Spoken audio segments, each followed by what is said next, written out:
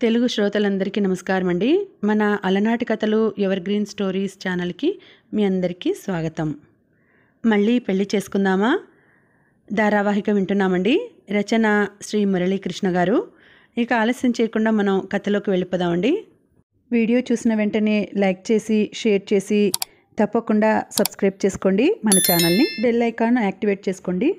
బయటకి చెప్పకూడని బలమైన కారణం ఉంది కనుకనే జరీనా ఇక్కడికి రావడానికి ఆ రోజున సంశయించింది అని మేఘనకి ఇప్పుడు అనుమానం కలుగుతోంది.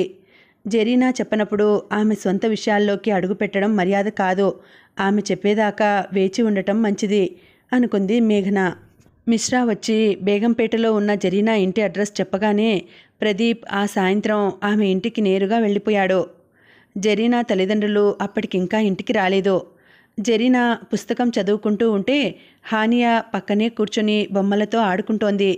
తలుపు కొట్టిన చప్పుడు విని జరీనా పక్కనే ఉన్న కిటికీలో నుంచి వచ్చింది ఎవరో తెలుసుకోవడానికి బయటికి చూసింది.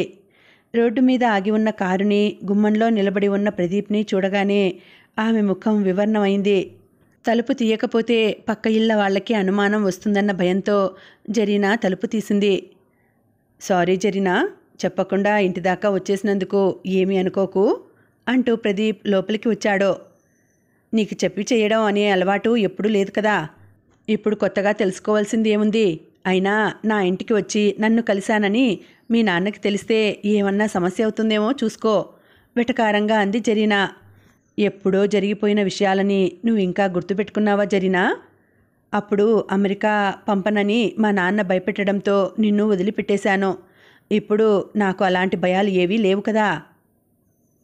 ఆ విషయాలన్నీ తలుచుకోవాల్సిన అవసరం నాకు లేదు. ఇప్పుడు ఇంత దూరం ఎందుకు వచ్చావో చెప్పు, లేకపోతే రేపు హాస్పిటల్లో మాట్లాడుకుందాం. నాకు లోపల చాలా పని ఉంది అంటూ విసురుగా వెనక్కి తిరిగింది జరీనా. నిన్న నీ చేతిలో మన పాపని చూశాను. ఇంకోసారి చూడాలనిపించి వచ్చాను. ఒకసారి చూసి వెళ్ళిపోతాను అన్నాడు. మన పాప కాదు, తను నా పాప. నీకు చూపించవలసిన అవసరం నాకు లేదు. ఇంకెప్పుడు మా ఇంటికి వచ్చే ప్రయత్నం చెయ్యకు.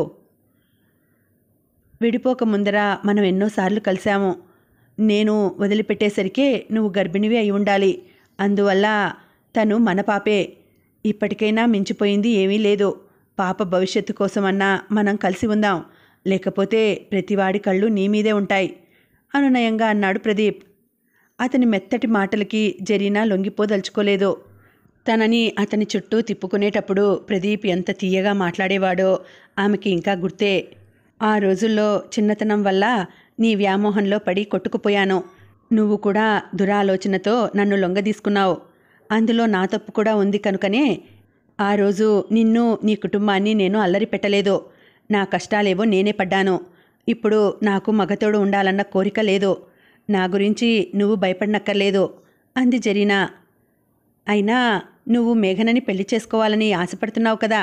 నా గురించి మర్చిపోయి తన సంగతి చూసుకో. మేఘన నాలాగా అమాయకురాలు కాదు. సంజయ్ లాంటి వాడికే విడాకులిచ్చేసింది. నీకు అంత తేలికగా లొంగదు అని ఒక సలహా కూడా ఇచ్చింది జరీనా. ఇంత దూరం కష్టపడి వచ్చాను. కాఫీ కూడా ఇవ్వవా? అలాగే ఒక్కసారి పాపని కూడా చూసి వెళ్ళిపోతాను బతిమలాడుతూ అడిగాడు ప్రదీప్. మా ఇంట్లో కాఫీ టీలుండవు. ఉన్నా నీకివ్వను. తాగాలనిపిస్తే బయటికి వెళ్ళి తాగో. నా పాపని నీకు చూపించే ప్రసక్తే లేదు.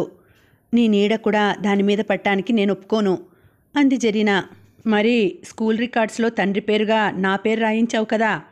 లా పాయింట్ ఎత్తాడు ప్రదీప్. అలా మాటల్లో లొంగే రకం కాదు జరీనా. అది నీ పేరు కాదు, హానియా తండ్రి పేరది. అతడెప్పుడో చచ్చిపోయాడు కసిగా చెప్పింది జరీనా. జరీనా మాటలు అతని గుండెల్లో బల్లెంలా బలంగా గుచ్చుకున్నాయి. ఆ రోజుల్లో జరీనా నాతో ఎంత ప్రేమతో ఉండేది. ఆమె నవ్వుతూ మాట్లాడుతుంటే ఆ ముఖం చూస్తూ ఉండిపోవాలనిపించేది. ఆమెతో గడిపిన క్షణాలు గుర్తుకు వస్తుంటే ఇంకొకసారి ఆనాటి జరీనాని చూడాలని, మనసుకి హత్తుకోవాలని అనిపిస్తోంది అనుకుంటున్నాడు మనసులో. కానీ ఎదురుగా ఉన్నది ఆనాటి అమాయకురాలైన జరీనా కాదు. అతడు కొట్టిన దెబ్బ నుంచి అతి కష్టం మీద కోలుకొని ఇప్పుడే సమాజంలో మంచి పొజిషన్లోకి వస్తోంది. ప్రదీప్ లాంటి వాళ్ళకి అంత తేలికగా లొంగిపోదు. అవమాన భారంతో ముఖం నల్లబడిపోగా ప్రదీప్ భారంగా నడుస్తూ వెళ్ళి కారు ఎక్కి కూర్చున్నాడు. అతడి వెనకాలే తలుపు భల్లున మూసుకున్న చప్పుడు వినిపించింది. ఆకాంక్షని ఇంటికి తీసుకువెళ్ళవచ్చని డాక్టర్ చెప్పగానే నరేంద్ర ఆమెని ముంబై తీసుకువెళ్ళడానికి అన్ని ఏర్పాట్లు చేశాడు. మేఘనని కలిసి ఆమెతో మాట్లాడిన తర్వాత ఆకాంక్ష సంజయ్ విషయంలో తన పట్టు వదులుకోవడానికి నిర్ణయించుకుంది. ఎవరికీ చెప్పకపోయినా మేఘన అందం ముందర తను నిలబడలేదని ఆమెకు అర్థమైంది. ఆమె ముందర తను ఒక చిన్న పిల్లలాగా కనిపిస్తుంది కానీ సంజయ్ హోదాకి తగ్గ భార్యలా ఉండలేనని ఆమె గ్రహించింది. అందువల్లనే సంజయ్ మేఘనని వదులుకోవడానికి ఇష్టపడటం లేదని ఆమె తెలుసుకుంది. ఈ పరిస్థితిలో ఇంకా ఇక్కడ ఉండడం అంటే అందరినీ ఇబ్బంది పెట్టడమే అని గ్రహించి తండ్రికి ముంబై వెళ్ళిపోవడానికి గ్రీన్ సిగ్నల్ ఇచ్చేసింది. యాక్సిడెంట్ తర్వాత ఆకాంక్ష ప్రవర్తనలో వచ్చిన మార్పు ఆయనని ఆశ్చర్యచకితుడిని చేసింది. ఎంతమంది చెప్పినా వినిపించుకొని ఆకాంక్ష మృత్యుముఖంలోకి వెళ్ళి తిరిగి రాగానే జీవితం యొక్క విలువని గ్రహించిందని ఆయన అర్థం చేసుకున్నాడు. హాస్పిటల్ నుంచి డిశ్చార్జ్ అయ్యి వెళ్ళిపోయే రోజున ఆకాంక్ష సౌమ్యతో కలిసి మేఘనని ఆమె ఆఫీస్కి వెళ్ళి కలవాలని అనుకుంది. సౌమ్య పల్లవి ద్వారా మేఘన దగ్గర కలవడానికి అనుమతి తీసుకోవడంతో ఆమె చెప్పిన సమయానికి ఇద్దరూ ఆమె గది ముందర నిలబడ్డారు. ఆకాంక్ష తనతో ఏం మాట్లాడాలని అనుకుంటుందో తెలియక మేఘన అయోమయంలో ఉంది. సౌమ్యని బయటనే ఉండమని ఆకాంక్ష మాత్రమే లోపలికి వెళ్ళి మేఘన ఎదురుగా కూర్చుంది. కుశల ప్రశ్నలు వేసుకోవడం అయ్యాక ఆకాంక్ష అసలు విషయానికి వచ్చేసింది. మీరు మా బావకి విడాకులు ఇస్తున్నారని తెలిసింది. మీరు తన జీవితంలో నుంచి వెళ్ళిపోతున్నారంటే మా బావ నిజంగా దురదృష్టవంతుడనే చెప్పాలి. తను ఇంకా మీరే కావాలనుకుంటున్నాడు. నేను బావని పెళ్లి చేసుకోమని అడిగితే అతను ససేమిరా ఒప్పుకోలేదు. మీరే ఇప్పటికీ తన భార్య అని అందరికీ చెప్తున్నాడు. అందుకు కోపం వచ్చే నేను కారు యాక్సిడెంట్ చేశాను. గడగడా మాట్లాడేస్తోంది ఆకాంక్ష. నువ్వు తనని నిరభ్యంతరంగా పెళ్లి చేసుకోవచ్చు ఆకాంక్ష. అందుకు నేనేమీ అడ్డుపడను. నేను సంజయ్తో కలిసి ఉండడం ఎట్టి పరిస్థితుల్లోనూ జరగని పని. మా ఇద్దరి మధ్య ఇకపై ఎటువంటి సంబంధం ఉండదు చెప్పింది మేఘన. బావ నన్ను పెళ్లి చేసుకోవడం ఇక జరగని పని మేఘన. ఆ మాటకి వస్తే నన్నే కాదు ఇంకెవరినీ పెళ్లి చేసుకోడు. అందుకే నేను అమెరికా వెళ్ళిపోవాలని నిశ్చయించుకున్నాను. రేపే మా ప్రయాణం. మిమ్మల్ని చూశాక మా బావ ఇంకా ఎందుకు మీ వెనక పడుతున్నాడో నాకు అర్థమైంది. మిమ్మల్ని వదులుకుంటున్నందుకు తను చాలా బాధపడుతున్నాడు. పెళ్లి చేసుకున్న తర్వాత మీరు ఆ ఇంట్లో మా అత్త చేతిలో ఎన్ని కష్టాలు పడ్డారో నాకు తెలుసు. ఆవిడకి రాయేమిటో రత్నమేమిటో తెలియదు. బావకి ఎదుటివారిని ప్రేమగా చూడటం అంటే ఏమిటో తెలియదు. అతను చిన్నప్పటి నుంచి యాంత్రిక జీవితం అలవాటు చేసుకున్నాడు. కానీ అతని మనసు చాలా మంచిది. మిమ్మల్ని మళ్ళీ అందుకోవాలని అతనిప్పుడు అందరితో ప్రేమగా మాట్లాడడం నేర్చుకుంటున్నాడు. చేతులు కాలాక ఆకులు పట్టుకోవడం అంటే ఇదేనేమో. ఆకాంక్ష వెళ్ళడానికి లేచి నిలబడింది. ఆమె మాటలు వింటుంటే మేఘనకి ఏం మాట్లాడాలో అర్థం కాలేదు. ఆమె ఇవన్నీ ఎందుకు తనకి చెప్తోందో ఊహించలేకపోయింది. ఆ మాటలు ఆమె హృదయంలో నుంచి వచ్చినవే కానీ ఎవరో చెప్పమంటే వచ్చినవి కావని మేఘన అర్థం చేసుకుంది. మేఘన గారు, నాదొక చిన్న విన్నపం ఆకాంక్ష అడిగింది. ఏమిటో చెప్పండి. మీరు సంజయ్ని క్షమించి విడాకులు తీసుకోవడం ఆపేయకూడదా? అతనిప్పుడు మీరే కావాలనుకుంటున్నాడు. విడాకులు తీసుకున్నాక కూడా మీరే తన భార్య అని అంటున్నాడు. ఆలోచించండి. చకచకా మాట్లాడేసిన ఆకాంక్ష మేఘన తేరుకునేలోగానే గదిలోంచి వెళ్ళిపోయింది. ఆమె వెళ్ళిపోయిన తర్వాత కొంతసేపటి దాకా మేఘన మామూలు మనిషి అవలేకపోయింది. ఆకాంక్ష ఎందుకు వచ్చింది? ఆమెకి ఇలాంటి సలహాలు ఇవ్వాలని ఎందుకు తోచింది? సంజయ్ పంపించి ఉంటాడా? లాంటి సందేహాలు ఆమెని చుట్టుముట్టాయి. ఆకాంక్ష లోపలికి వెళ్ళి మేఘనతో ఏం మాట్లాడిందో అర్థం కాక సౌమ్య అయోమయంగా ఆమె వెనకే నడిచింది. మేఘనకి కోపం వచ్చేలా మాట్లాడి ఉంటే అన్న ఎంత బాధపడతాడో అని భయపడింది సౌమ్య. ఆకాంక్ష రూమ్కి వచ్చేసరికి సంజయ్ విజిట్స్కి వచ్చాడు. ఆకాంక్షని ఇంటికి తీసుకుపోవచ్చని చెప్పి వెళ్ళిపోయాడు. ఆకాంక్షని తీసుకుని అందరూ సంజయ్ ఇంటికి చేరుకున్నారు. ఆ రాత్రే వాళ్ళు ముంబై చేరుకుంటారు. నరేంద్ర దంపతులు తమ ఇంటి నుంచే బయలుదేరుతున్నారు కనుక సంజయ్ సాయంత్రమే ఇంటికి వచ్చేశాడు. ఆకాంక్ష సంజయ్తో మాట్లాడాలని చెప్పి ఏకాంతంగా గదిలోకి వెళ్ళింది. బావా, నేను హాస్పిటల్లో మేఘనని కలిసి మాట్లాడాను. నువ్వు తనని ఎందుకు కలిశావు? ఆందోళనగా అడిగాడు సంజయ్. ఆమెతో ఏమన్నా గొడవ పెట్టుకుందేమో అని ఆందోళన పడ్డాడు. కంగారు పడకు బావా, మేఘనకి విడాకులు తీసుకోవద్దని చెప్పడానికి వెళ్ళాను. నువ్వు చక్కటి అవకాశాన్ని చేజేతులా జారవిడ్చుకుని ఇప్పుడు తిరిగి వెతుక్కుంటున్నావు. మేఘన నీకు సరైన జోడి, వదిలిపెట్టకుండా తనని నీ దగ్గరికి తెచ్చుకో అని చెప్పి వెళ్ళిపోయింది. ఆకాంక్ష మానసికంగా కుదుటపడినందుకు సంజయ్ సంతోషించాడు. నేను సంజయ్కి తగను, మేఘనని మళ్ళీ కొడలిగా ఇంటికి తెచ్చుకో అని కావేరితో కూడా చెప్పేసి ఆకాంక్ష ముంబైకి వెళ్ళిపోయింది. అదే సమయానికి బెనర్జీని అతని కన్సల్టింగ్ రూమ్లో కలిసిన మిశ్రా అప్పటిదాకా జరిగిన విషయాలన్నీ పూసగుచ్చినట్లు వివరంగా చెప్పుకుంటూ వచ్చాడు. ప్రదీప్ జరీనా ఇంటికి వెళ్ళాడా? మావాడు మళ్ళా ఆడపిల్లల వెనకాల పడటం మొదలుపెట్టాడా? ఆ జరీనా వీడికి ఎక్కడ పరిచయం అయింది? ఉస్మానియా మెడికల్ కాలేజీలో జరీనా మేడం ప్రదీప్ సార్కి జూనియర్ అని తెలిసింది సార్. ఆగు, నాకిప్పుడు గుర్తుకు వస్తోంది. నేను వాడి ఫ్లాట్కి వెళ్ళినప్పుడు వాడితో పాటు ఉన్న అమ్మాయి జరీనా అన్నమాట. వాళ్ళిద్దరూ నా కంటపడగానే మా వాడిని తిట్టి అమెరికా పంపించేశాను. ఆ జరీనా ఇప్పుడు మా హాస్పిటల్లోనే చేరిందా? ఆ జరీనాకి పెళ్ళయిందా? కోపంగా అడిగాడు బెనర్జీ.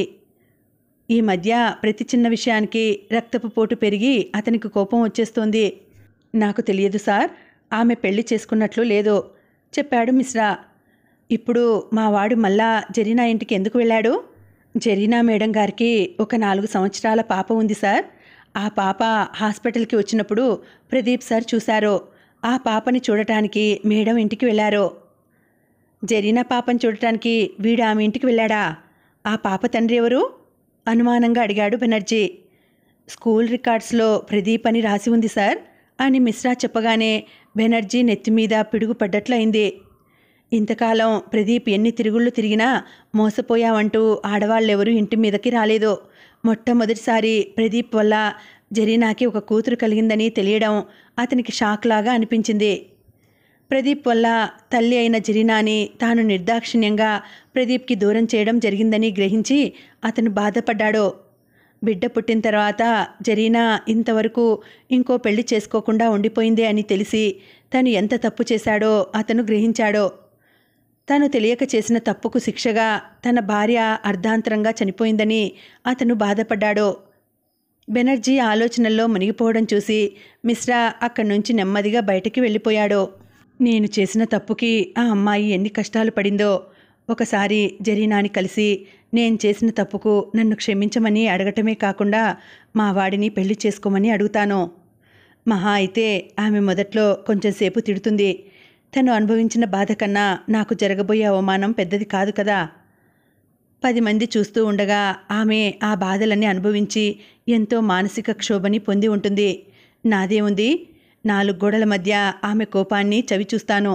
దానివల్ల వచ్చే నష్టం ఏమీ లేదు. అందుకు 10 రెట్ల శిక్ష నా భార్య చనిపోయినప్పుడే అనుభవించాను.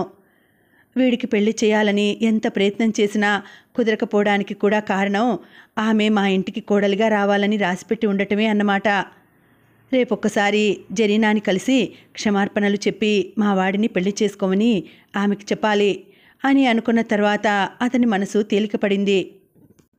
ప్రదీప్ ఇంటికి వచ్చి మాట్లాడి వెళ్ళినప్పటి నుంచి జరీనాకి పాత జ్ఞాపకాలు గుర్తుకు వచ్చి మనసు కకావికలమైపోయింది. ప్రదీప్ వదిలిపెట్టి వెళ్ళిన తర్వాత జరీనా తను గర్భిణీ అని తెలుసుకుని ఎంతగానో భయపడింది. ఎవరికి చెప్పుకోవాలో తెలియక హాస్టల్ రూమ్లో ఒంటరిగా కూర్చొని ఆమె కుమిలి కుమిలి ఏడ్చింది. నిన్నటి వరకు తమ మధ్య ఉన్న అన్యోన్యతని చూసి ఈర్ష్యపడ్డ వాళ్ళందరూ తనని చూసి నవ్వుకుంటారన్న భావన ఆమెని కృంగదీసింది. జరీనా ప్రతిక్షణం ఒంటరిగా కూర్చొని ఏడుస్తుండడం, ప్రదీప్ ఆమె కోసం రాకపోవడం గమనించిన ఆమె రూమ్మేట్ జరీనాని నిగ్గదీసి అడిగింది. అప్పటిదాకా మనసులో దాచుకున్న బాధని జరీనా ఆమెతో పంచుకుంది. జరీనా జీవితాన్ని నాశనం చేసి ఇప్పుడు తప్పించుకు తిరుగుతున్న ప్రదీప్ మీద ఆ అమ్మాయికి పట్టరాని కోపం వచ్చింది. ఆ అమ్మాయి ప్రదీప్కి ఫోన్ చేయడానికి ప్రయత్నం చేస్తే అతని సెల్ స్విచ్ ఆఫ్ అని వచ్చింది. ప్రదీప్ ఇంటికి వెళ్ళి మాట్లాడి వస్తానని ఆ అమ్మాయి అంటే జరీనా ఒప్పుకోలేదు. అతన్ని అల్లరి పెట్టాలని చూస్తే మన క్యారెక్టర్స్నే వాళ్ళు తక్కువ చేసి మాట్లాడతారు. వాళ్ళకి ఉన్న డబ్బు పలుకుబడి ముందర మనం నిలబడలేమో అని ఆ అమ్మాయిని అతని ఇంటికి వెళ్లకుండా ఆపింది. జరీనా హాస్పిటల్లో డ్యూటీలకు వెడుతున్నప్పుడు ఆమె తన శరీరంలో కనిపిస్తున్న మార్పులని దాచుకోవడానికి ప్రయత్నించలేదు. ధైర్యంగా నిలబడడానికి ఆమె ఎంతో ప్రయత్నం చేసింది. చుట్టూ ఉన్న స్నేహితులు ఆమెకి అండగా నిలబడి ఎవరూ అనవసరమైన ప్రశ్నలు వేసి ఆమెను ఇబ్బంది పెట్టకుండా చూసుకున్నారు. ఆమెకి 5వ నెల వచ్చేసరికి హాస్పిటల్లో ఆమె హౌస్ సర్జన్సీ పూర్తి అయిపోయింది. ఆమె పీజీకి చదువుకోవాలంటే హైదరాబాద్లోనే ఉండాలి. అప్పటిదాకా తల్లిదండ్రులకి ఆమె గర్భిణి అన్న విషయం తెలియదు. ఇప్పుడు వాళ్ళకి అసలు విషయం చెప్పక తప్పదు. ఆమె తన తల్లిదండ్రుల్ని ఊరు నుంచి హైదరాబాద్కి రప్పించుకుంది. కూతుర్ని చూడగానే తల్లికి ఆమె గర్భవతి అన్న విషయం అర్థమైపోయింది. రూమ్మేట్ ద్వారా జరిగిన విషయాలు తెలుసుకున్న తల్లిదండ్రులు జరీనాని తప్పు పట్టుకొని విషయాన్ని రచ్చకీడ్చే బదులు ఆమెకి అండగా ఉండాలని నిశ్చయించుకున్నారు. జరీనా పీజీ ప్రవేశ పరీక్షకి చదువుకోవాలనుకుంటోంది కనుక కోచింగ్ సెంటర్కి దగ్గరలోనే ఉన్న పద్మారావు నగర్లో ఒక అపార్ట్మెంట్ అద్దెకి తీసుకొని అక్కడికి మారిపోయారు. జరీనా తల్లిదండ్రులు ఆమె ఆరోగ్యాన్ని జాగ్రత్తగా చూసుకోవడంతో ఆమె ప్రశాంతంగా చదువుకోగలిగింది. ప్రదీప్ చేసిన మోసాన్ని మర్చిపోయి పీజీ ప్రవేశ పరీక్షలో ఆమె మంచి ర్యాంక్ సంపాదించుకుంది. విశాఖపట్నం కేజీహెచ్ హాస్పిటల్లో ఆమెకి గైనకాలజీలో సీట్ దొరకడంతో అందరూ విశాఖపట్నం వెళ్ళిపోయారు. హానియా పుట్టిన తర్వాత ఆమె జీవితం ప్రశాంతంగా సాగిపోతోంది.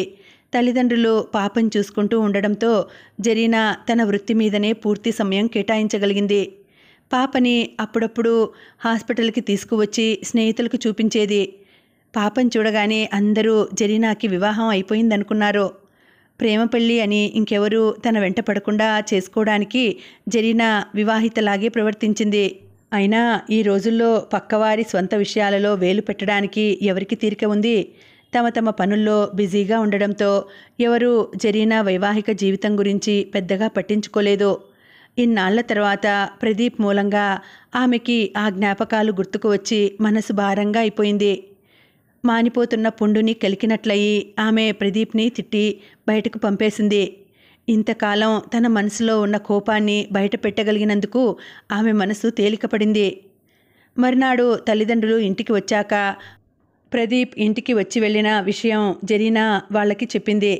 ఆ ఇద్దరూ కొంచెంసేపు ప్రదీప్ని తిట్టుకున్నా అతని మనసు మారి జరీనాని స్వీకరించితే ఆమె జీవితం ఒక గాడిన పడుతుంది అని ఆశపడ్డారు. హానియా భవిష్యత్తు కోసం జరీనా పెళ్లి మాట తలపెట్టకుండా ఒంటరిగా ఉండిపోవాలనుకోవడం వాళ్ళు భరించలేకపోతున్నారు. అలాగని ఆత్మాభిమానం చంపుకొని ప్రదీప్ని ఆహ్వానించమని కూడా వాళ్ళు జరీనాకి చెప్పలేకపోయారు. మర్నాడు హాస్పిటల్కి వెళ్ళేసరికి బెనర్జీ ఆమెని తన రూమ్కి రమ్మని కబురు పంపించాడు. ప్రదీప్ వచ్చి వెళ్ళిన విషయం తెలుసుకొని ఆయన తనని పిలుస్తున్నాడని జరీనాకి అర్థమైంది. ఆయన ఏమడుగుతాడో తెలియక కొంత భయపడినా తేడా వస్తే తుమ్మి తేల్చుకోవాలని ఆమె నిశ్చయించుకుంది. బెనర్జీ ఆ హాస్పిటల్లో డైరెక్టర్ హోదాలో ఉన్నాడు కనుక జరీనా వెళ్ళి ఆయనని కలవక తప్పదు. బెదురుతూ ఆయన గదిలోకి అడుగుపెట్టిన జరీనా బెనర్జీ సాదరంగా ఆహ్వానించడంతో ఆశ్చర్యచకితురాలైంది. ఆయన దగ్గర నుంచి అంత ఆత్మీయత ఆమె ఊహించలేదు. బెనర్జీ ఆమెతో నేరుగా అసలు విషయం మాట్లాడటం మొదలుపెట్టాడు. జరీనా, నువ్వు నన్ను క్షమించాలమ్మా. ఆ రోజున మీ ఇద్దరినీ దగ్గరగా చూసి వాడి మీద కోపం చేసుకున్నాను. ఆ సమయంలో నీ మతమే నాకు అడ్డు రావడంతో మా వాడిని బెదిరించి పై చదువుల కోసం అమెరికా పంపించేశాను. నువ్వు అప్పటికే గర్భిణివి అని నాకు తెలిసి ఉంటే నేను ఆ రోజున ఆ తప్పు చేసి ఉండేవాడిని కాదు. నేను చేసిన తప్పు వల్ల నువ్వు అనేక అవమానాలు పడి ఉంటావు. ఆ తప్పుని సరిచేసుకునే అవకాశం నాకివ్వు. మీ ఇద్దరికీ పెళ్లి చేసి ఆ పాపని నా మనవరాలుగా లోకానికి పరిచయం చేస్తాను అని కోరాడు బెనర్జీ. జరీనాకి అప్పటికే పాత జ్ఞాపకాలు గుర్తుకు వచ్చి ఏడుపు ముంచుకు వచ్చేసింది. ఆ రోజున ఆయన చేసిందంతా చేసేసి ఇప్పుడు వాటిని మర్చిపోమ్మని చెప్పడం జరీనా సహించలేకపోయింది. కళ్ళ వెంట ఉబికి వస్తున్న ఏడుపుని అణుచుకుంటూ ఏమీ సమాధానం చెప్పకుండానే ఆమె లేచి బయటకు వెళ్ళిపోయింది. జీవితంలో ఎదుర్కొన్న అవమానాలని మర్చిపోవడం అంత తేలిక కాదు కదా. జరీనా అలా ఏడుస్తూ బయటకు వెళ్ళిపోవడం బెనర్జీని ఎంతగానో బాధపెట్టింది. ఆమె విషయంలో తను చేసిన తప్పుని ఆమె క్షమిస్తుందని ఆయన అనుకోలేదు. ఎట్టి పరిస్థితుల్లోనూ జరీనాని ఒప్పించి ఆమెను కోడలిగా ఇంటికి తీసుకువెళ్లాలని ఆయన నిశ్చయించుకున్నాడు. జరీనా బెనర్జీ గదిలో నుంచి ఏడుస్తూ బయటికి రావడం హాస్పిటల్ స్టాఫ్ మధ్య కార్చిచ్చులాగా వ్యాపించిపోయింది. లోపల ఏం జరిగిందో ఎవరికీ తెలియకపోవడంతో అందరూ ఎవరికి తోచినట్లు వాళ్ళు అర్థాలు తీసుకుంటున్నారు.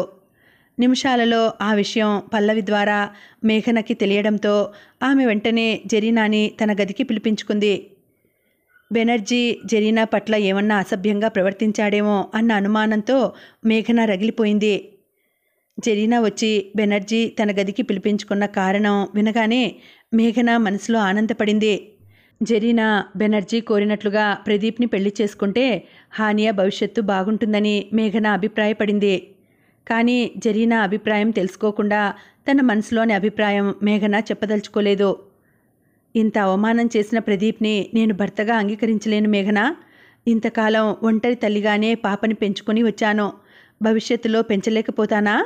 కోపంగా అంది జరీనా. జరీనా, నీ జీవితంలో నేను కల్పించుకోవడం మంచి పని కాదని నాకు తెలుసు. కానీ నీ అభిప్రాయం మార్చుకోమని చెప్పడానికి నా దగ్గర 2 కారణాలు ఉన్నాయి.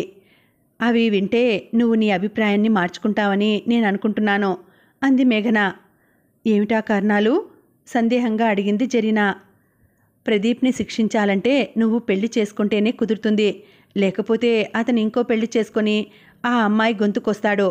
నువ్వు రోజు ఎదురుగా కనపడుతుంటే చేసిన తప్పు గుర్తుకు వచ్చి కుళ్ళి కుళ్ళి చస్తాడు కసిగా చెప్పింది మేఘన. అంత కోపంలోనూ మేఘన చెప్పిన కారణం వినగానే జరీనాకి నవ్వు వచ్చింది. మరి రెండో కారణం ఏమిటి? బెనర్జీ తప్పు చేసినందుకు నిజంగానే కుమిలిపోతున్నట్లు ఉన్నాడు. హానియా భవిష్యత్తు ఆ ఇంట్లో చక్కగా ఉంటుంది. లేకపోతే తండ్రి ఎవరో తెలియక హానియా జీవితాంతం బాధపడవలసి వస్తుంది.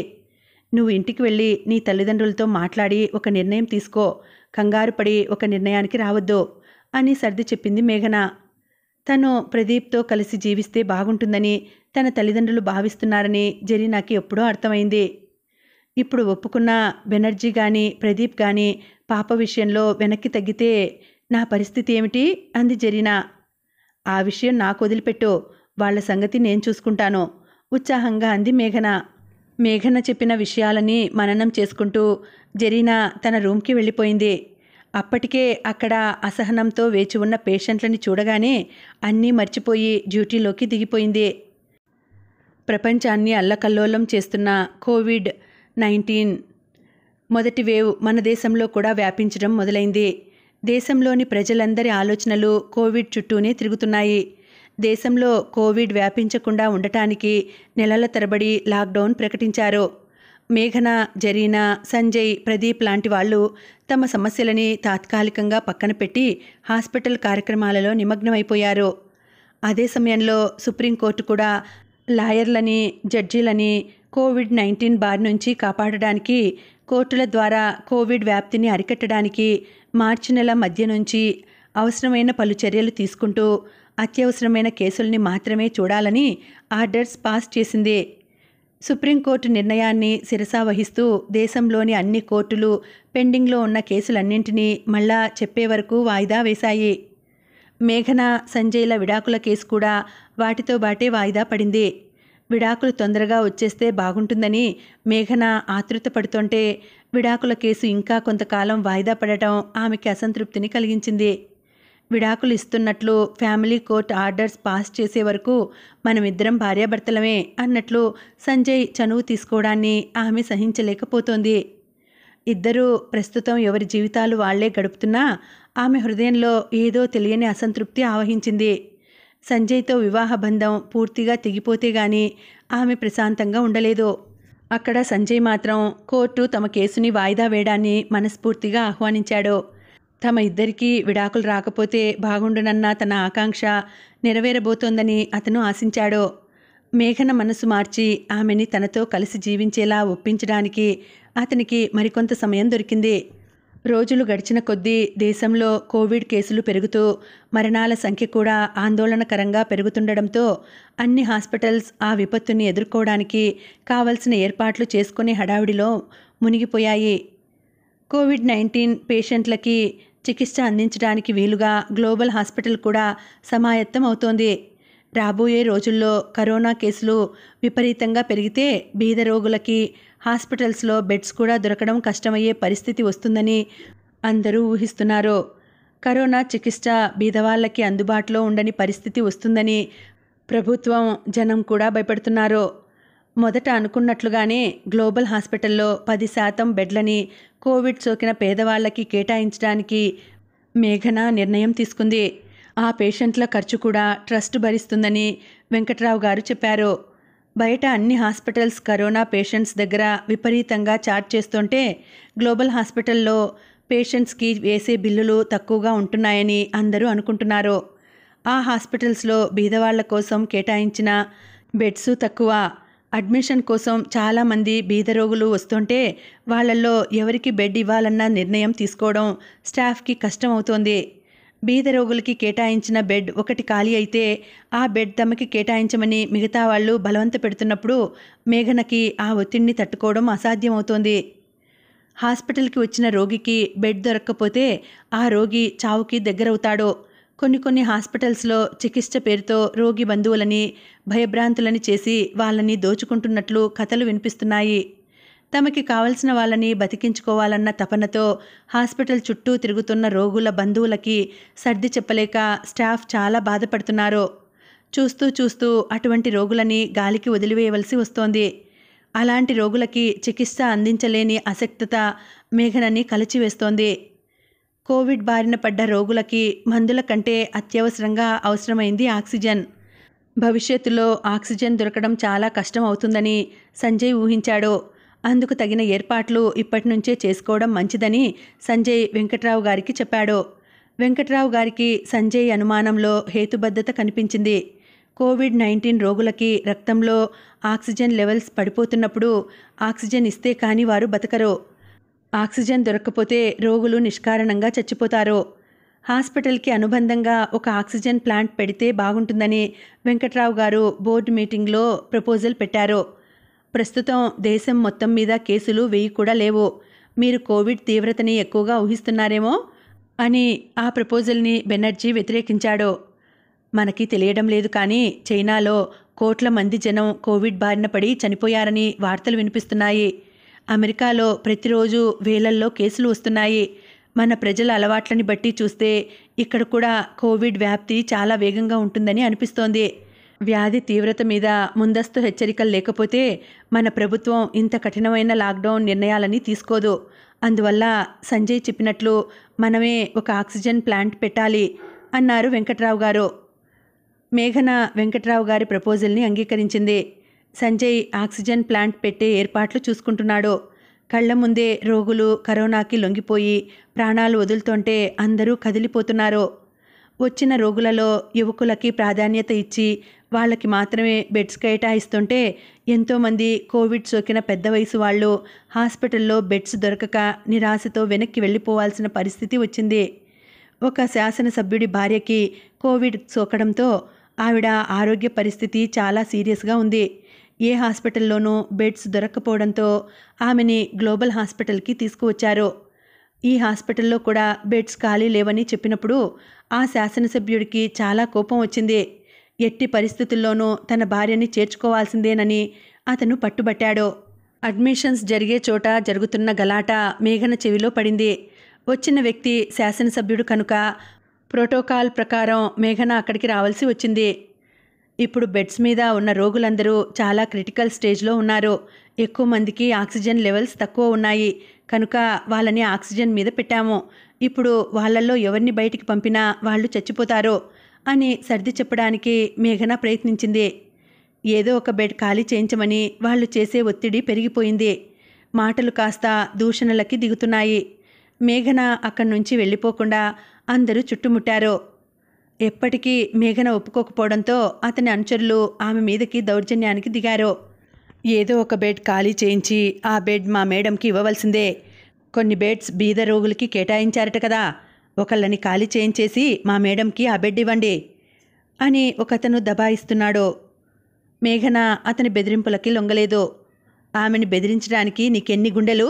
మేము కనుక చికిత్స చేయకపోతే మీ మేడం ఇంటికి సవ్యంగా వెళ్ళలేరు మధ్యలో కల్పించుకొని అన్నాడు సంజయ్. మధ్యలో కల్పించుకోవడానికి నువ్వెవరివి? నోరు మూసుకొని ఒక పక్కనుండు. ఈరోజు మా మేడంకి బెడ్ ఇవ్వకపోతే ఆవిడిక్కడి నుంచి బయటికి ఎలా పెడుతుందో చూస్తాం అని మేఘన కేసి వేలు చూపిస్తూ ఒకతను బెదిరించాడు. ఆమె నా భార్య. ఆమెను ఎవరన్నా బెదిరిస్తే నేను చూస్తూ ఊరుకోను సంజయ్ గట్టిగానే చెప్పాడు. నువ్వు నా భర్తవి కావు సంజయ్, గుర్తుపెట్టుకో. ఎదుటి వాళ్ళ అరుపులు విన్నప్పుడు రాని కోపం ఆమెకి సంజయ్ మాటలు వినగానే వచ్చింది. మనకు విడాకులు రావడానికి ఇంకా చాలా సమయం ఉంది. అంతవరకు నువ్వు నా భార్యవే. నిన్ను కాపాడుకోవాల్సిన బాధ్యత నా మీద ఉంది. ఆమె కోపాన్ని పట్టించుకోకుండా అన్నాడు సంజయ్. పక్కనే ఉన్న పల్లవి మేఘనని కల్పించుకోవద్దని చెబుతూ ఆమె చేయి పట్టుకుని ఆపింది. ఈ గొడవ ఎక్కడి వరకు వెడుతుందో అని ఆమె భయపడుతోంది. మీకు హాస్పిటల్లో ఏదన్నా కష్టం కలిగితే చట్టపరంగా వెళ్ళండి. తన పక్కన తప్పు ఉంటే ఆమె సమాధానం చెబుతుంది. ఏం జరుగుతుందో తెలియని స్థితిలో రోగుల ప్రాణాలు కాపాడడానికి మేమంతా రాత్రింబగళ్ళు కష్టపడుతూ ఉన్నాం. కోవిడ్ వస్తే బతుకుతామన్న ఆశ కూడా మాకు లేదు. మాకు ఉన్న వసతులు తక్కువైనా ఎందరికో చికిత్స చేస్తున్నాం. ఎదురుగా ఉన్నది ఒక స్త్రీ అనుకుని బెదిరిస్తే మేము ఊరుకునేది లేదు. మేమంతా ఇక్కడ ఉండగా మీరు ఆవిడ మీదకి వెళ్ళలేరు. అవసరమైతే హాస్పిటల్ మూసేసి ఇంటికి వెళ్ళిపోతాం. మా ప్రాణాలు మాకు విలువైనవి అన్నాడు సంజయ్. అలాగైతే మా మేడంకి ఎక్కడో ఒక చోట ఒక ఆక్సిజన్ సప్లై ఉన్న బెడ్ ఇవ్వండి. ఇప్పటికిప్పుడు ఇంకో హాస్పిటల్కి వెళ్ళలేము అని ఒకతను బతిమలాడాడు. ఇక్కడ ఒక్క బెడ్ కూడా ఖాళీగా లేదు. అది మీరు కూడా చూశారు. ఈ ఆసుపత్రిలో కొన్ని బెడ్స్ బీదవాళ్ళకి ఇచ్చేశాం. ఏ ఒక్క బెడ్ ఖాళీ అయినా ఆ బెర్త్ మీకే ఇస్తాను అన్నాడు సంజయ్. ఫ్రీ బెడ్స్లో ఒకటి ఖాళీ చేయించి ఆ బెడ్ ఇవ్వండి. అలా కుదరదు. అందరూ సీరియస్ పేషెంట్లే. ఇప్పటికిప్పుడు ఎవరినీ బయటకు పంపలేము. మీరు సౌకర్యాల కోసం పట్టుపట్టకపోతే మేడంని ఎక్కడో ఒక చోట ఉంచి మేము చికిత్స మొదలు పెడతాం. బెడ్ ఖాళీ అవగానే ఆవిడని అక్కడికి మార్చుతాం. మీరు కంగారు పడకండి మేఘన కల్పించుకుని చెప్పింది. మేడం మాట ఇచ్చారు కదా, మీరందరూ ఇక్కడి నుంచి వెంటనే వెళ్ళిపోయి మీ ప్రాణాలు కాపాడుకోండి. మీకు కూడా కోవిడ్ వచ్చే ప్రమాదం ఉంది. ఇప్పటిదాకా కోవిడ్కి మందు కూడా లేదు. మీ మేడం సంగతి మేం చూసుకుంటాం. మీరెవరూ ఇక్కడ ఉండకూడదు అని చెప్పాడు సంజయ్. సార్, మీరు కూడా వెంటనే కోవిడ్ టెస్ట్ చేయించుకోండి. మీరు కొన్ని రోజులు ఇంటిలోనే ఐసోలేషన్లో ఉంటే మీ అనుచరులకి కూడా మంచిది అని చెప్పి ఆ ఎమ్మెల్యేని ల్యాబ్కి పంపించేశాడు. మేఘన అప్పటికప్పుడు తాత్కాలికంగా ఒక బెడ్ ఏర్పాటు చేయించి ఆవిడకి చికిత్స మొదలుపెట్టించింది. కోవిడ్ ఎంత ప్రమాదమో అర్థమవడంతో ఆయనతో పాటు వచ్చిన వాళ్ళందరూ బయటికి జారుకున్నారు. ఇంకా ఉందండి, కథ కొనసాగుతుంది. మళ్ళీ వచ్చే వీడియోలో కలుసుకుంటాను. అంతవరకు సెలవు. నమస్తే.